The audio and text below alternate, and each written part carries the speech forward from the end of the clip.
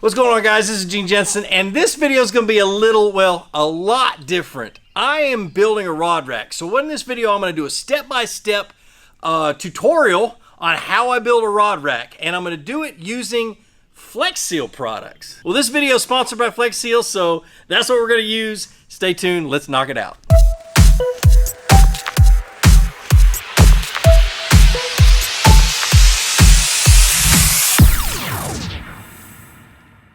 All right, so first of all, let's go over the Flex Seal products since they're sponsoring this video. I'm using Flex Seal glue. I didn't even know this stuff existed. And since I've been playing around with it, it really works good for just about anything, but I'm using it for woodworking or a DIY project. It'll work for plastic, it'll work for a bunch of different things, but this is the clear.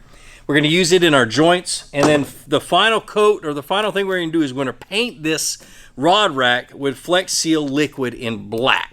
It is going to be an inside thing, but this is one of those things that, you know, my next big project when I'm built is going to be a outdoor kayak rack. And now that I know that this stuff exists, I'm going to paint that whole thing with it. You paint wood or anything like that, it's going to last a very, very long time. It's going to keep it out of the elements. This stuff is UV protectant. It's Flex Seal. So it's really going to be a good paint over that, over whatever I do outside. And it's going to make this rod rack last a long time. All right. Other things we're going to need, the tools. We're going to need a drill. We're going to need some type of a saw. I'm using a miter saw. I'm also going to be using my table saw. But you literally can get this done with just a skill saw. So if that's all you got, you can still do this. So drill, Forstner bit. I'm using a Craig jig, the pocket hole jig, so I can be able to join these things and make a nice seamless joint. You don't need this. You can drop some pilot holes and put your screws right through the side. I'm doing a little bit of an overbuild, and we'll go through that while I'm building it, just so I want it to be really, really stable, and I want it to last a long time. Now, some type of a hole saw or a hole cutter. This is a 2-inch Forstner bit. You can use a 2-inch spade bit or anything else that's going to cut your holes and things like that. Some disposable paintbrushes for the Flex Seal. I don't want to use my wife's really good stuff. She does. She refinishes furniture and things like that. So I went and bought 2 cheap paintbrushes, and those will work good. Some sandpaper for finishing it off. And I'm going to do a few other things while I'm building it to pretty it up a bit that you won't have to do, but it's going to be pretty neat at the end. Oh, and a good carpenter square and a measuring tape. And this is the stuff I'm going to be using to put this together. So let's go ahead and go over the list of wood that we're going to be doing. All right, so pretty simple. I've got some 1x8s. I've got 2 1x8s that are cut down to 42 inches. That'll be our vertical supports. Then I've got 3 or 4 1x6s cut down to 36 inches. And 2, these are 1x3s because I ripped them, but they can be 1x2s that are 9.5 inches long. That's the wood. It's really plain and simple, and it's going to be easy to put together and things like that. But let's make this look good by the end of it. Let's knock it out. All right, so what this is going to be, it's going to be your typical rod rack that you can lean up against the wall or have close to the wall. But when I think of a rod rack, I've used the ones that mount to the wall that run the rods horizontal, but the problem is they take up so much room. Those are 8-foot, 6 to 8 foot fishing rods. I like mine to be vertical. I like them to be able to put them in the smallest space as possible, and so that's why we're doing a vertical type fishing rod rack. All right, so it's going to be 42 inches high and 36 inches wide is what it's going to be, and I'm picking 36 inches because I'm able to fit 8 fishing rods in there pretty comfortably. You know how you buy the ones you buy in the store, the mounts or the places where you put the rods are so close together, it's hard to get even bait casters in there side by side. So you almost have to put your rods in there without reels. Most of them are like designed after the ones you had seen on display in the stores, and we need them to be able to hold rods and reels. So my spacing is going to be a little bit different, and it's going to be I'll literally be able to put 8 rods side by side into this rod rack. All right, so let's get started. All right, so the first thing we've got to focus on is we got to focus on the holes for the rods. And we're going to do this a little bit different, and it's going to be the easiest way to do it. You know, you see those rod holders that have all the grooves cut in for the handles and the grooves for the rod itself. Well, we're going to do it all at once. Now, the first thing I've done is I've taken one of the 36-inch 1x6s, and I've marked a line all the way down the center, and this line is right at 2 1/4 inches. Which leaves us on the other side 3 1/4 inches, or roughly 3 1/4 inches. It's going to be real rough, but 2 1/4 inches in. And then what I'm going to do is I'm going to mark every 2 inches. I've gone my tape measure. I've gone every 2 inches all the way down. Okay, and then every other slot where those 2 inches are, I've put in right in the center. I've put an X. This is where the hole I'm going to drill. Now, if you notice, all the way down to this end, it's off kilter. You'd want to have a hole right there, but what I've done is I've got room for 8 rods, and this last one is always for that spinning rod that has the handle that always gets in the way. So I've put it over here, and I've left myself actually 4 inches of space on this side for those spinning rods. You'll hear me say 100 times, especially if you're on the boat with me, spinning rods never play well with other rods. They always get hung up and tangled, and that's my thought behind that, is to go ahead and put it right there for the spinning rods. All right, so let's drill holes. I got my Forstner bit attached. I've got a sacrificial piece of wood underneath there because I don't want to mess up my sister-in-law's table. I'm in her shop right now. And so what I'm going to do is I'm going to take that, and this is what I love about a Forstner bit. It's so easy to drill holes with it, but like I said, spade bits work good too.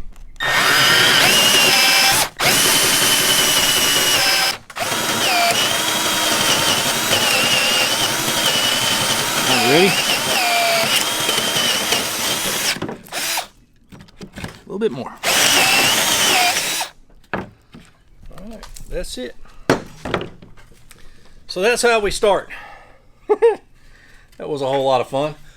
Now, what we're going to do now is we're going to take and move this over to the table saw and just rip that line straight out.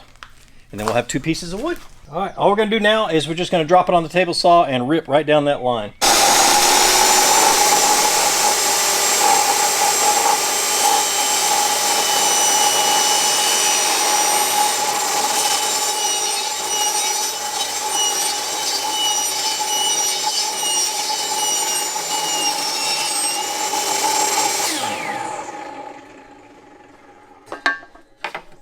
All right, and so that's how you do it to prevent yourself from having to cut out half circles on 2 pieces of wood. So this one's going to go on the bottom, this one's going to go on the top, or vice versa. I haven't decided yet, but let's clean them up, make them look nice before we start mounting things together and putting things together.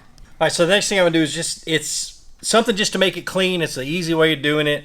It's not going to be one of those things you have to do, but I've got a little hand router that I've had for many, many years, and I'm just going to route the edges and round everything off and then sand everything down. Just make it look clean. Like I said, this is a step that doesn't have to happen. You can just sand it and it'll be just fine.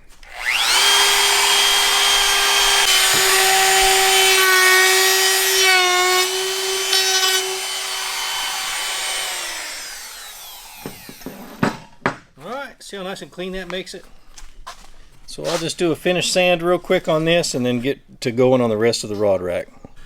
All right, so now we're going to get it to where all these boards can fit together. We're going to use the Craig pocket hole jig. You don't have to use this. You can literally just glue it, screw it, and be done with it. But I like the pocket hole jig just because it makes everything really, really clean. My wife bought this a few years ago. I kind of begrudgingly said, "Oh, that'll be all right," and I just really didn't like it. But since using it, I love it. It really does a good job. So I've got it set up. I'm going to drill a couple of pocket holes in each of these boards and make it to where it fits in really, really nice.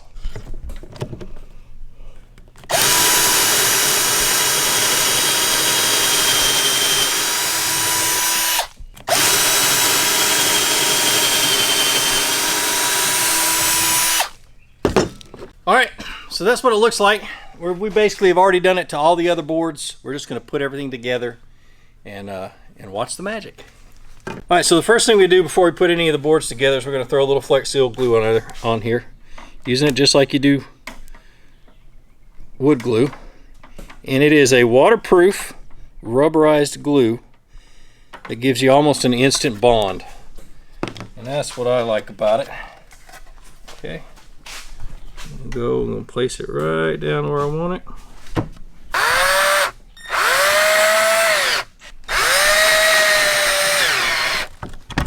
And there's the other one.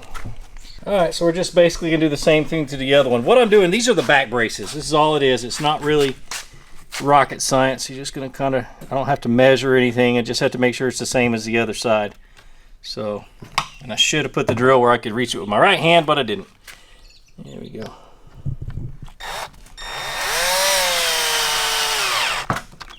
Okay. Come on.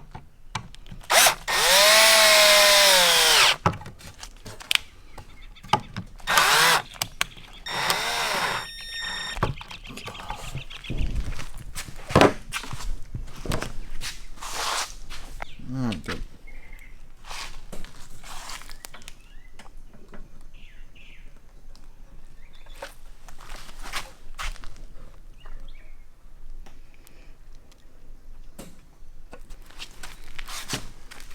All right, ready?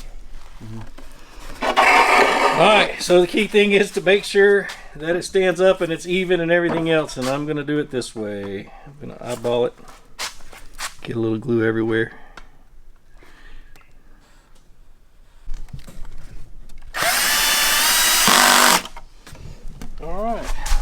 All right, so that gets everything framed up and stable.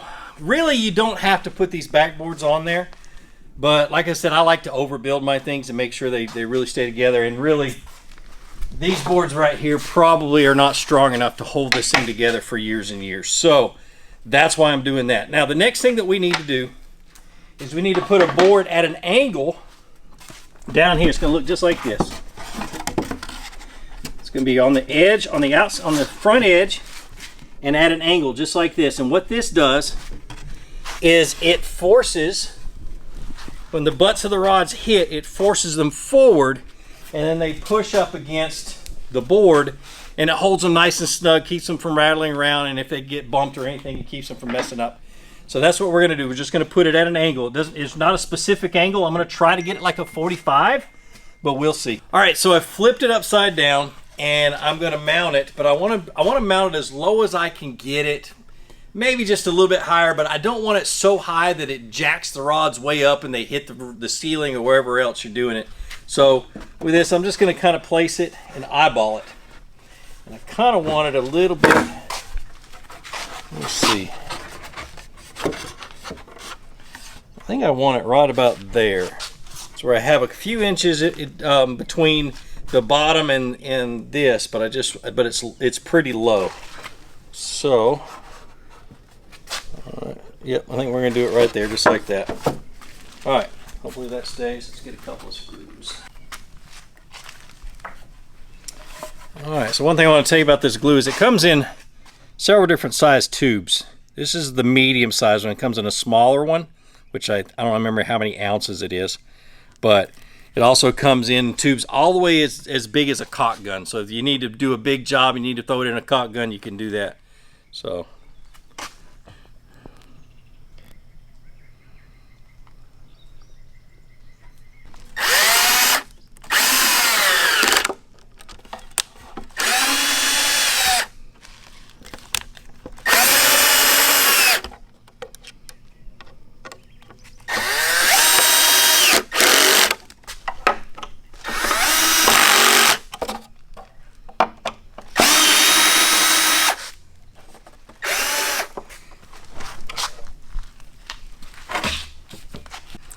All right, so let's flip it over.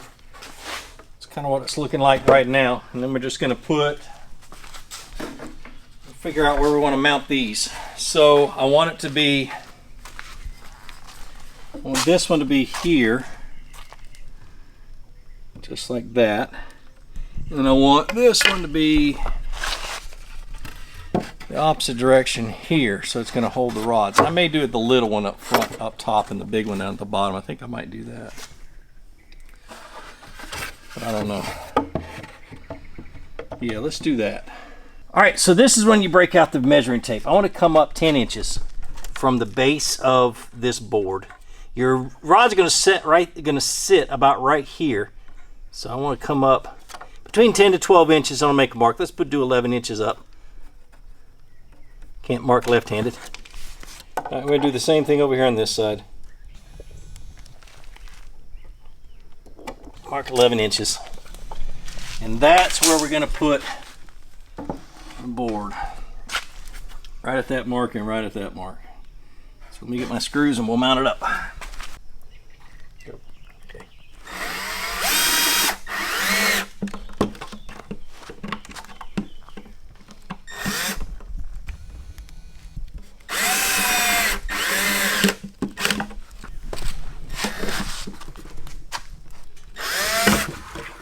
Don't get this one. This one's going to be hard.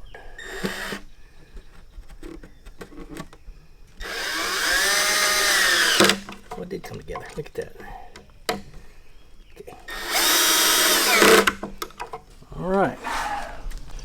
All right, so this one, the top one, or the little board, is just going to snug in right there, just like that. And you want it to be a little far back. There's a reason why there's a different size. You want it to be a little far back from the one down there so the rod leans backwards just a hair. It's going to sit just like that. Let's glue that up.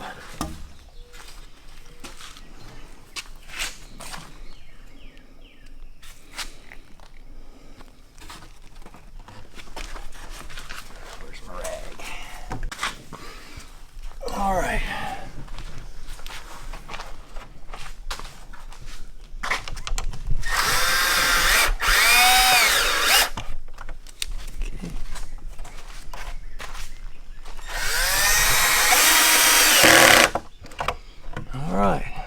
All right, so there it is, all finished up. The last thing we need to do is put a couple of feet on it just to stabilize it. I put some Craig holes or some pocket holes in the back, and I'm just going to mount them to the base real quick. I'm going to pick it up, throw it up on the table.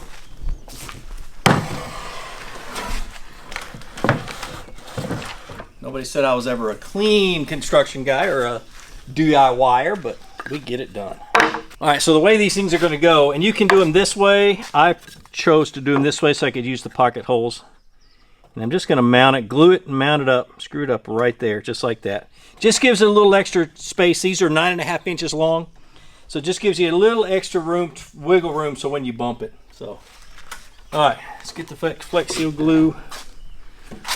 I'm going to glue here instead.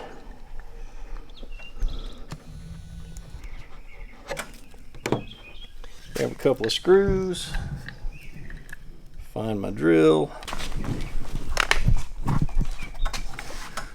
even it off. And of course, these are Home Depot boards, so they're not flat or plumb or anything else.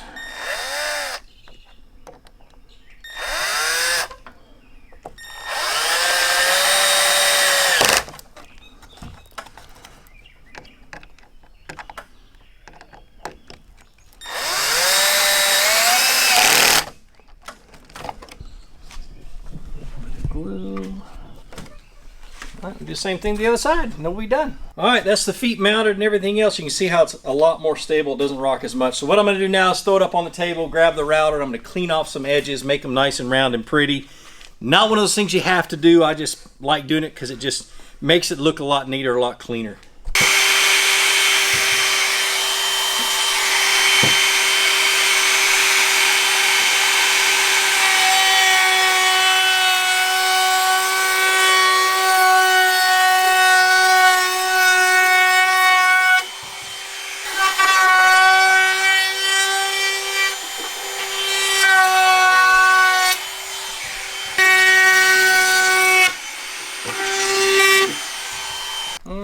Now just for some added stability, I'm going to drop a screw back here. It's not going to go in very far. Just a little bit. Alright, you definitely want to get inside the grooves a little bit with some good sandpaper. Just knock off the burrs.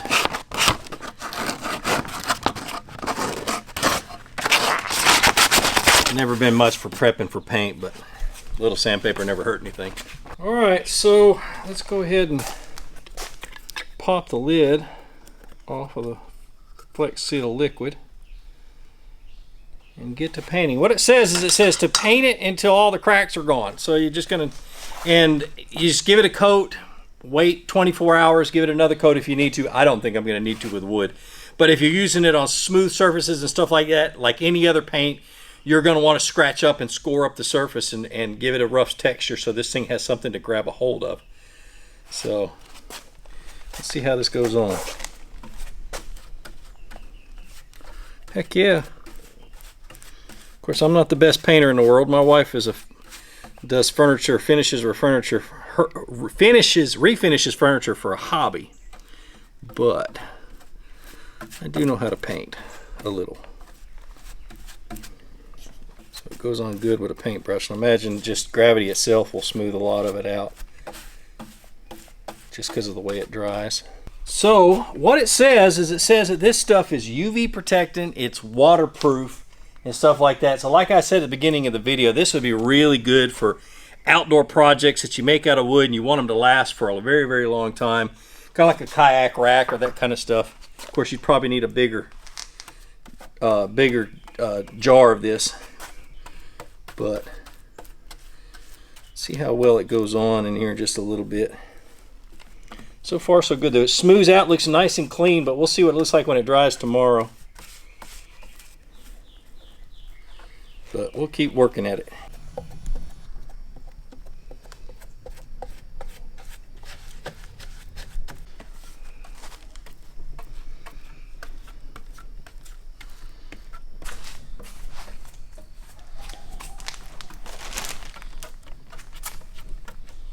It almost acts like it's a self-leveling adhesive type deal where it just kind of levels out on its own. Gravity kind of takes effect. But we'll see when tomorrow comes, see what it looks like. Now, if I had this to do all over again, I would have painted the feet before I installed them. So what I'm going to do is I'm going to let them dry, come back tomorrow, and finish touching up everything when everything else is dry so I don't get things totally messy. Take a little bit longer, but oh well. But that's it. All right, let's see what it looks like tomorrow. All right, well, there it is, all finished. It looks great. I really like it.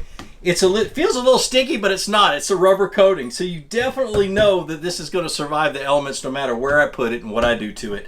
It is really, really cool. I'd like to thank FlexSeal for sponsoring this. I'd like to thank them for coming up with the idea. I really enjoyed building this. It was great. I really needed one of these in my barn. But like I always say, be sure to introduce somebody to fishing. Introduce them to my channel. Let me help you teach them how to fish. More importantly, get out of the water. Go ahead and catch some fish and have a great day. We'll see you.